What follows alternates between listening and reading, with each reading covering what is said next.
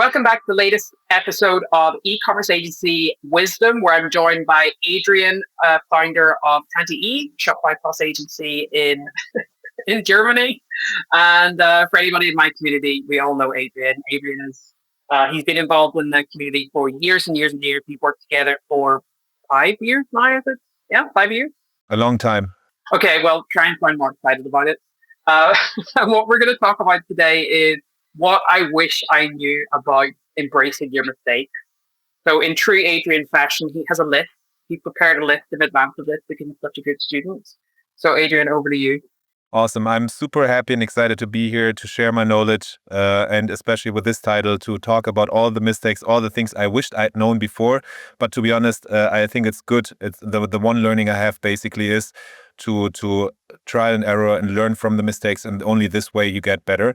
And one day I sat down and was like thinking, okay, what are basically the things I learned? What are the learnings? Because there are certain patterns, certain things I wished or where I feel like, okay, these are like true learnings. And so I tried to summarize them. Again, it's only my perspective. It's my personal experience. But this definitely was like true for my case. Doesn't mean that it needs to be like true for anybody else. And it's like universal applicable. But I think here and there, some people might see themselves in it again. So like I've actually prepared a list. And when I sat down, there were like seven different points. And I tried to go through them, give a little bit of an example to make it tangible, but at the same time, don't do like a too long monologue. That's at least my aspiration, my goal for today. I know, but you always say that. Keep the monologue short, but That's why I should better cut now and like get to the point. So the first thing, what I had to learn the hard way basically is that not every client is a good client. There's definitely like good clients for your agency and good, not so good clients for your agency, for your processes. Again, also doesn't mean that like a client that is good for you is like necessarily a bad client for somebody else, but it's like there's definitely like a fit and a misfit, and that was like definitely something I had to learn the hard way, because especially starting, you see all those shiny brands, all those cool brands, maybe like because you consume the products yourself, then suddenly they approach you and you feel like so honored, you feel like so keen and motivated to work with them. But actually, in our case, a lot of like those cool, fancy brands, the cooler, the fancier they were, probably the more challenges they brought with them, because they didn't, for example, they demand a lot from you. They don't want to stick to the rules. They don't want to stick to the processes. And in the end, you basically find yourself working way more time, creating a lot of opportunity costs, the time you invest into those brands that's missing for basically other projects. And so there's like a lot of chaos that has been created working for certain clients, where we afterwards realized, okay, certain type of brands work quite well, even if they are not as fancy or cool as some others. And some others where we thought, okay, that's amazing, we can flex and brag a lot with about them, are in the end, if you're honest to yourself, not maybe the best fit. So this is like definitely something where I realized also, for still nowadays, not every client is a good client. You have to learn what your strengths are and who you can serve well. And then like for those ones where you realize, okay, this is not an ideal fit, it's totally fine and very well respected actually, like for those brands, if you tell them, look, I like you, I love you, but especially like since I like you so much and I want to keep the relationship going, I think we are not the best case. For our case, for example, like super artsy, very like design heavy projects, we realize, okay, if it's something unique, super artsy, that's not like our best type. The same for like integrations. If it's like super tech heavy, this is also not our sweet spot. We are very good in e-com driven, proactive consulting, thinking about best practices and so on. And so there we are very good in like the Shopify storefront. Everything else, we admit also that it's not our best case. So number one is basically not every client is like automatically a good client. And this brings to the next point, like you're not perfect in everything. It's totally fine to also admit that you're not perfect and good in everything. Find your skill and be really good in it, and admit to yourself if some things you're not like able to do as well. In our case, for example, I mean, there have been many cases. Like starting off, I even did like performance marketing in the very early days, email marketing, conversion rate optimization. And only afterwards we started also with like the actual technical implementation. And actually, like even last year, we made the decision, or I made the decision, that like we will not do further retention marketing, Klaviyo marketing, because we need to focus all our resources into actually running the Shopify agency, building stores, optimizing stores. So it's totally fine to do it. And it's, I mean, you're a big fan, Rachel, also of like an advocate of like saying also it's good to partner up. There's a huge ecosystem, a lot of partners, and sometimes it's even more beneficial, a lot of times actually, to partner up with the right people, and to work together and like help each other and know your sweet spot. That's number two. Number three, I felt like for us, and there's like true ways for everybody, and like probably other agencies you talk to have like made a different experience. In our case, the way we grew basically and made our path to like one of the leading agencies in the Shopify ecosystem in Germany was actually by starting, learning, and not worry too much about making the money and ask for like a huge price, but actually like really invest into getting the chance to prove yourself, to make experiences, and to create showcases. This worked very well in our case because those first steps then helped us to like promote ourselves in front of like bigger brands, which then helps us to like land even bigger deals. And so in the very early days for us, it was very good to learn, basically try and error, also to understand what's working well, what's not working so well, and not having this pressure through like asking a too high price we then afterwards cannot deliver. So this was also something that is important. But at the same time, at some point, and this may be then the next point, once you found like your sweet spot, once you found where your skills are, once you have proven your point, once you know that you can deliver value, then you have to really go and ask also for the price and the money. And this is something I know when we started, you mentioned that like a long time we worked together. In the early days, basically one of the first messages you had was like, okay, increase the price, or why are you doing an exception here?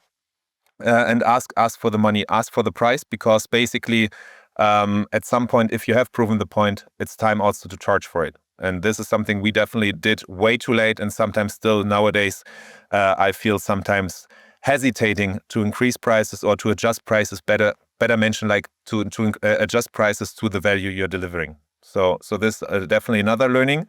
And then one other thing I do realize, and this comes to partnerships, comes to sales, comes to brands we work with, it's all about personal relationships.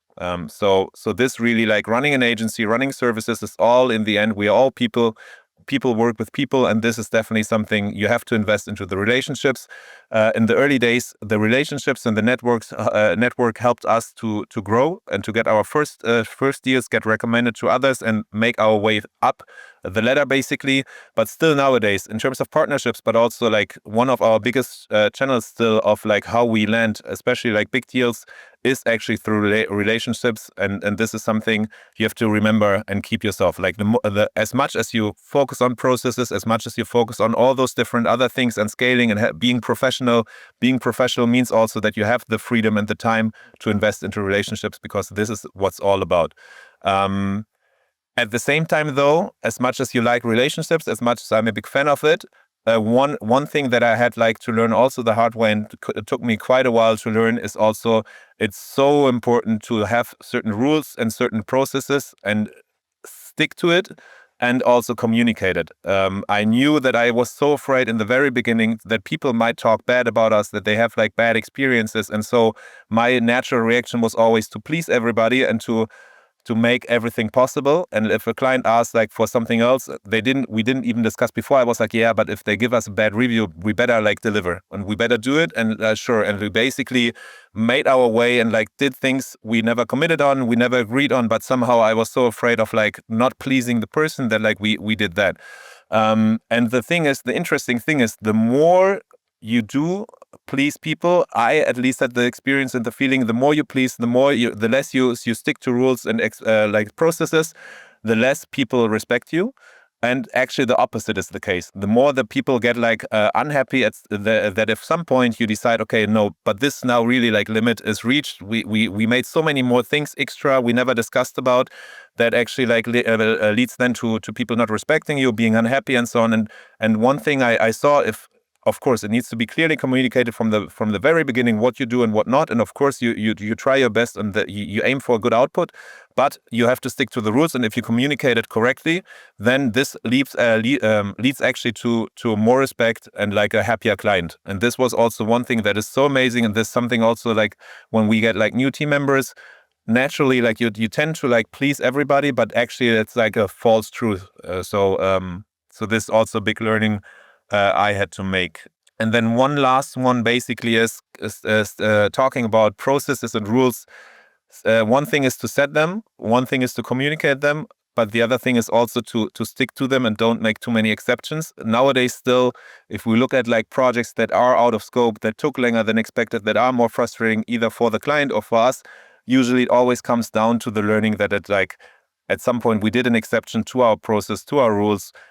So like the biggest learning we still nowadays do, and we still sometimes do exceptions because there's reasons for it to do it, because of timeline, because of other things, because we want to deliver good output. But usually the biggest learning of all is always like, okay, we should have stick to the rules, to the processes. And these are like the 7 things I feel like that have been true in the very early days and that are still nowadays true and applicable. If you had to pick one pivotal thing in your time running the agency, what the biggest learning lesson that you have, or one big piece of wisdom that you could impart on another person, what would it be? A mistake that you made that you hope other people don't have to? I mean, all of the 7 things I mentioned before are all a lot of mistakes I kept on doing and doing. I think in the end, it's like to be confident and believe in yourself and to trust your gut. I think this in the end is like the bottom line of everything. I mean, this is nothing I mentioned now, but it's like out of like all 7 always come down to like believe in your gut, or like, listen to what feels right and what not, and go with it and be confident. I remember, for example, I tried too long to do my things myself, and like to not give it over to somebody else, and like it took a long time to hire the first hire because I was so afraid basically of investing the money, and what if something goes wrong, what if so really go with it, trust your gut, and in the end this all it's impressive to see how much you can do right if you really believe in yourself and like trust your instincts. Yeah, I think to add to that, I would agree. Trusting your gut, that's definitely a big one. I think vision is, when you look at all of those 7 points, I think running a business or starting a business, you become very reactive. And like you said, you want to please the client and you want to make everybody happy. So you react to everything that's happening. And sometimes that can happen at the expense of the initial goal or plan. And then years go by and all of a sudden you've gone so far away from what you initially planned to do because you're reacting to everything. So I think taking the opportunity to really, I know that the stuff that we've done together, we've done workshops, we've done offsites, we've done strategy meetings, hours and hours and hours, probably hundreds of hours of them. I remember one of the times I came to Cologne and we were there until 10 or 11 o'clock at night, from like 10 in the morning to 10, 11 o'clock at night in the office. And just really getting clarity on like, what am I doing? What are my goals? What am I looking to achieve? When you have that, all of the 7 things, they all feed off that, but not having that anchor, if is the right word to say, like having that anchor for yourself as a business owner. If you don't have that, all of the other 7 things are not going to happen, because it's like understanding that you need processes, clearly communicating processes, holding the team accountable to sticking to those processes. Without the vision, none of that happens. Understanding your value and charging more, saying no to the wrong clients, being intentional with your partnership. The vision will define all of those things. And I think a lot of people in business, they're good at a particular thing. So I would say like they have a tactical skill. So whether it's design, marketing, development, whatever it is, sales, being a business owner is different to just having a skill. So it's like, how do you put the 2 together? For me, I think once you get clarity on your vision, everything else becomes more clear. I don't think it gets easier. It just becomes more clear why you're doing it. So when you're in the low point, you can go back to the vision and say, okay, we've had those moments together where it's just like, we've had years where it's like, wow, this felt like a tough year. This really feels, and you can kind of feel that this year is going to be tough and we're just going to have to hold on. But you keep going back to the vision of saying, this is part of the process. This is part of the growing pains of getting to the next stage and building a management structure and a leadership structure and hiring more qualified people, because the ultimate vision is that. And if you don't have that, I think everything else is complicated. Yeah, 100%. Like, I mean, you have to know what your destination is, where you want to aim for, to know your goal, your vision, however you want to call it, compass.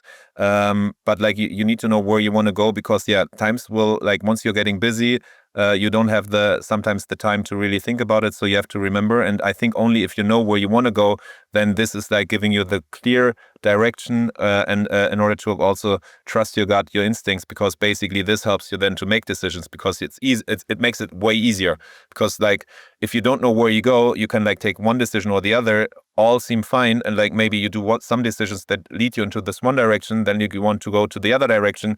Also knowing who your clients are depends on where you want to go, and so exactly, like 100%, like you need first to like think or like aim for something, know your goal or the direction. That helps you then to define like the rules for and that helps you then to trust your instincts, for sure.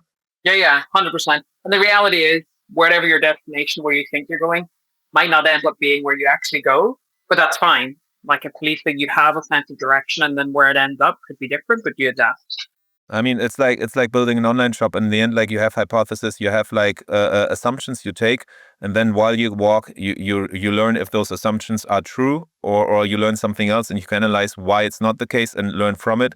And of course, that means also learning, means also adapting while you go. So for sure. But if you don't have those assumptions, you don't have the direction. You basically come from a proactive, under control way to like a passive one, where you just like get bumped around. And maybe that works for some people, but in my case at least, for sure, it's like it feels way better. But it's like not steering scalable, the right? wheel. It's like having it's not scalable. It's not manageable. I don't think you can really learn anything from that. It's just like having a ship, and then as your agency grows, the ship gets bigger and bigger and bigger with more people on it. And then your times the ocean is fine, and other times the ocean is wild, and you don't have any like, this is where we're going. Here's my anchor where I can like kind of ground myself. And then when the ocean gets rough and you get tossed, you're just like, oh shit, I'm in a totally different continent. This is not where I plan to be. And I think in business we all have that, right? We all have weeks, months, years where you kind of get thrown off course. Maybe it's like bad hires, some bad clients, health issues, a combination of all of those things. But as long as then you circle back. So yeah, very interesting. Thank you for your 7 points. I hope there were like some good ones in it. It was clear. At least these were like learnings I made the hard way, my way. And I think like even if you hear it, I had it many times. Like I hear things, especially also from university or somewhere else, you hear it and you feel like, okay, that's so obvious. The moment you're going through it, you realize, okay, it's so obvious, but somehow still not. So yeah, exactly.